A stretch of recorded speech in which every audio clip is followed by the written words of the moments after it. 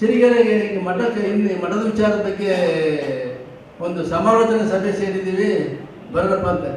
ಹೋಗ ಮಾರೆ ಅವ್ರು ಬಂದು ಮಾತನಾಡ್ತಲ್ಲ ಗುರುಗಳಲ್ಲಿ ಇಲ್ಲಿ ಬೈಲಿ ಬರಪ್ಪ ಅಂತ. ಬರೋಕ್ಕೆ ಇಷ್ಟಪಡಲೇ ಇಲ್ಲ.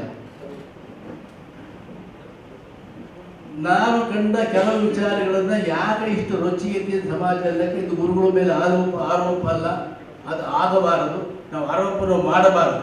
ಇದು ನಮ್ಮ ಸಮಾಜಕ್ಕೆ, ನಮ್ಮ ಮುಂದಿನ ಪೀಳಿಗೆಗೆ ಒಬ್ಬ ಗುರುಗಳ ಒಂದು ಮಠವನ್ನು ಸರಿಯಾದ ಸ್ಥಿತಿಯಲ್ಲಿ ವ್ಯವಸ್ಥೆ ಮಾಡಲಿಕ್ಕೆ ನಾವೆಲ್ಲ ಸೇರ್ಕೊಂಡಿದ್ದೀವಿ. ನಾನು ತಿಳ್ಕೊಂಡಿದ್ದೀನಿ. ನೆಕ್ಸ್ಟ್ ಜನರೇಷನ್ಗೆ ನಮ್ಮ ಗುರುಗಳು ಯಾರಪ್ಪ, ನಮ್ಮ ಮಠ ಯಾರಪ್ಪ ಅಂತ ಭಾಳ ಜನಕ್ಕೆ ಹೇಳೋಕ್ಕೆ ದಾರಿನೇ ಇಲ್ಲ. ಇವತ್ತು ಈ 30-35 ಸುಡೂರು ಮಠಕ್ಕೆ ಯಾರು ಬರ್ತಾರೆ? ಯಾರು ಬರೀ ರಾಜಕಾರಣ ಮಾಡೋ ಬರ್ಬೇಕಾಗ್ತಾರೆ, ಬರ್ಬೇಕಾಗ್ತಾರೆ, ಖಾಲಿ ಬೀಳಕ್ಕೆ ಮಾಡಕ್ಕೆ ಬರ್ಬೇಕಾಗ್ತದೆ. ಬಾಕಿ ಯಾರು ಹೋಗೋದ್ರೆ ಕರೆದ್ರು ಬರೋಲ್ಲ. ಕಾರಣ ಏನಂದ್ರೆ ನಾವು ಹೋದ್ರೆ ಮಠದಲ್ಲಿ ಹೋದ್ರೆ ನಮಗೆ ಗುರುಗಳ ದರ್ಶನ ಮಾಡೋದು ಕಷ್ಟದ ಕೆಲಸ. ಹೇಳಕ್ಕೆ ಇಷ್ಟಪಡ್ತೀನಿ. ನಮ್ಮ ಸಮಾಜಕ್ಕಾಗಿ ಸಮಾಜ ಜನರು ಎಷ್ಟು ಕಷ್ಟಪಡ್ತಿದ್ದಾರೆ, ಎಷ್ಟು ದುಡಿದ್ರೆ ಸಮಾಜಕ್ಕೋಸ್ಕರ ಅಂತ. ಈ ಇದರಲ್ಲಿ ಈ ಫ್ಲೈಟ್ ಎಷ್ಟು ಮುಖ್ಯನೋ ಫ್ಲೈಟಿನ ಪೈಲಟ್ ಅಷ್ಟೇ ಮುಖ್ಯ.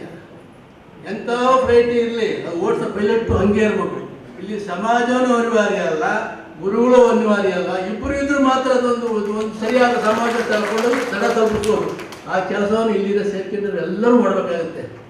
ಒಂದು ಸಂದರ್ಭ ಹೇಳ್ತೀನಿ. ನಮ್ಮೂರಲ್ಲಿ ನಾವು ಹೈಸ್ಕೂಲ್ ಓದಿದ್ದು ಹುಣಸ್ಕಟ್ಟು, ನಮ್ಮೂರಲ್ಲಿ 1966ನೇ ಇಸ್ವಿಯಲ್ಲಿ. ಆವಾಗ chief minister Nijalingappa chief minister ಇದ್ದರು.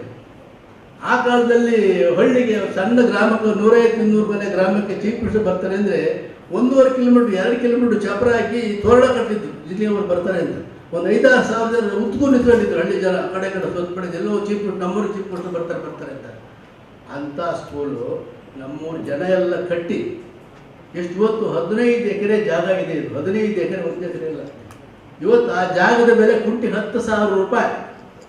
ಅದನ್ನೆಲ್ಲ ವ್ಯವಸ್ಥೆ ಮಾಡಿ ಕಟ್ಟಿ ಎಲ್ಲ ವ್ಯವಸ್ಥೆ ನಡೆಸೋಕ್ಕೆ ಅವತ್ತು ಗುರುಗಳಿಗೆ ವಹಿಸ್ಬಿಟ್ರದ್ನ ನಮ್ಮೂರು ಜನ.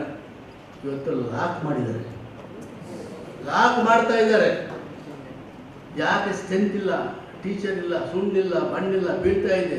ಎಲ್ಲರೂ ಯಾಕಪ್ಪ ಇದನ್ನೇ ಮಾಡ್ತಾ ಇದ್ದೀನಿ ಕೇಳಿ. ಇದಕ್ಕೆ ಕಾರಣ ಯಾರು ನೋಡೋರು ಇಲ್ಲ, ಹೇಳೋರಿಲ್ಲ, ಕೇಳೋರಿಲ್ಲ.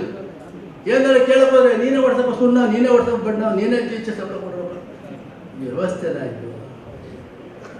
ಶಿವಮೊಗ್ಗದಲ್ಲಿ ಬೆನಕಣ್ಣರು ಬಹಳ ಶ್ರಮವಹಿಸಿ ಗುರುಭವನ ಕಟ್ಟಿದ್ರು. ಬಹುಶಃ ಯಾರಾದರೂ ಬಂದು ನೀವು ಒಂದ್ಸರಿ ಅಲ್ಲಿ ಬಂದು ನೋಡಿ ಗುರುಭವನ. ಎಂಥ ಬಿಲ್ಡಿಂಗ್ ಇದೆ ಅಂತ. ಸಣ್ಣ ಒಂದು ಅರಮನೆ ಇದ್ದಂಗಿದೆ. ಗ್ಲಾಸ್ ಎಲ್ಲ ಹೊಡೆದಲ್ಲ ಉದುರ್ತಾ ಇದ್ದಾರೆ. 5-6 ವರ್ಷ ಉದ್ಘಾಟನೆ ಮಾಡಿಲ್ಲ.